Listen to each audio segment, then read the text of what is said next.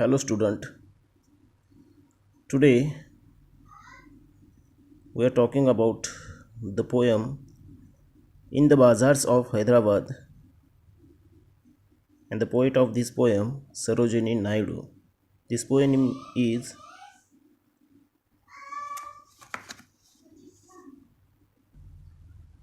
the poem of your first semester, first poem. From this poem, in this video, we are talking about the poet introduction and the poem's introduction. Okay. तो इस video में हम आपके syllabus की first poem in the bazaars of Hyderabad Sarojini Naidu ji की इनका introduction देखेंगे। Sarojini Naidu was born in 1879, the eldest daughter of Aghornath Chattopadhyay. Okay, जैसा कि यहाँ पे बताया गया है कि सरोजिनी नायडू उनका जन्म 1879 में हुआ था और ये अघोरनाथ चट्टोपाध्याय जी की एल्डेस्ट डॉटर थी and educationist in Hyderabad and Barada Sundari Devi. She displayed early promise and won a scholarship from the Nizam's Foundation to study in England. Okay, she studied at King's College London and later at Cambridge. Here she was brought in close contact with the well-known writer, author Simons of Edmund Goose. देखो यहाँ पे सरोजिनी नायडू जी का बचपन बताया गया है, किस तरह से उनको स्कॉलरशिप मिली और किस तरह वो निज़ाम फाउंडेशन से उनको इंग्लैंड में स्टडी के लिए स्कॉलरशिप मिली और इंग्लैंड के किंग्स कॉलेज में उसके बाद कैम्ब्रिज यूनिवर्सिटी में उन्होंने स्टडी की है। वहाँ पे उनका contact well known writer author Symons and Edmund Gosse के साथ हुआ, who advised her to write about India. So उन लोगों ने उनको इंडिया के बारे में लिखने के लिए बोला था, पूछा था, एडवाइस दी थी। सी रिटर्न टू इंडिया इन सितंबर 1898। सो देखो 1879 में जन्म हुआ और स्टडी करके लंदन जाके स्टडी करके सितंबर 1898 में वो सरोजिनी नायडू जी इंडिया आई। With the arrival of Mahatma Gandhi in the political sense of India, she was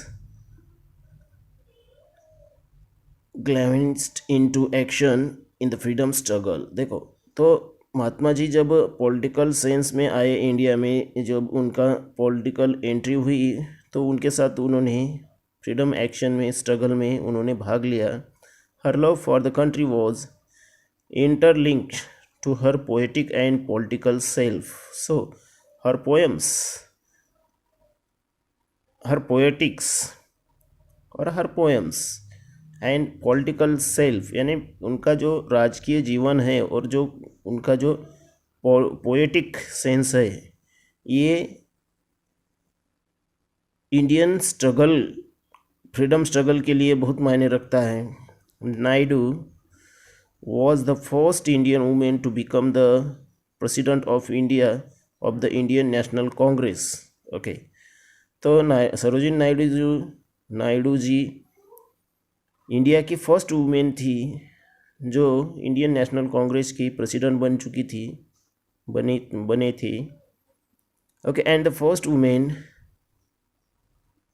to become the governor of Indian state, और इंडियन स्टेट की गवर्नर भी बनने वाली पहली महिला थी।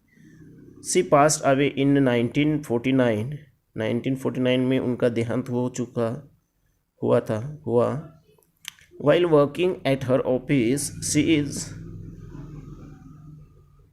commemorated with her name adorning several schools and universities in India. Okay, तो उनके नाम पे बहुत सारे यूनिवर्सिटीज़ स्कूल्स दर्ज है इंडिया में। उनके वर्क बहुत अच्छा था इंडिया का के प्रति, Indian struggle for freedom. In this poem, she evokes the sense of जसलिंग बाज़ार इन हैदराबाद। देखो, इस पोएम में उन्होंने हैदराबाद के बाज़ार की बात की है। The town of her birth with executive state skills and artistry. देखो, उनका जो बर्थ टाउन है हैदराबाद, तो बर्थ पैलेस या फिर मदरलैंड, मदर प्लेस जो है, उनके प्रति उनका कर्तव्य बनता है कि कुछ ना कुछ उनके राइटिंग में आना चाहिए। तो इसी हिसाब से उन्होंने ये जो हैदराबाद टाउन, जो फेमस टाउन है इंडिया का,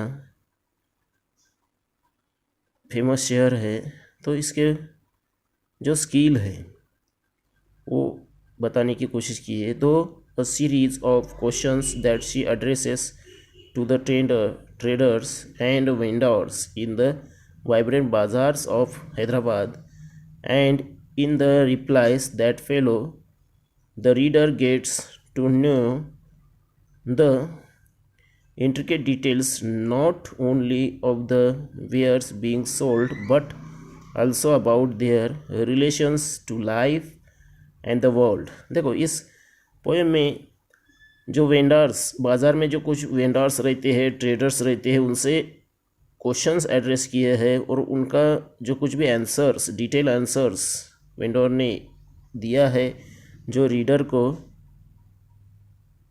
डिटेल्स पता चलता है।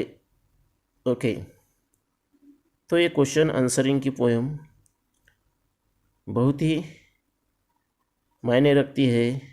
Something know about the place of Hyderabad and their bazaars। Okay, so detail में पोएम्स हम नेक्स्ट वीडियो में देखेंगे। Thank you very much.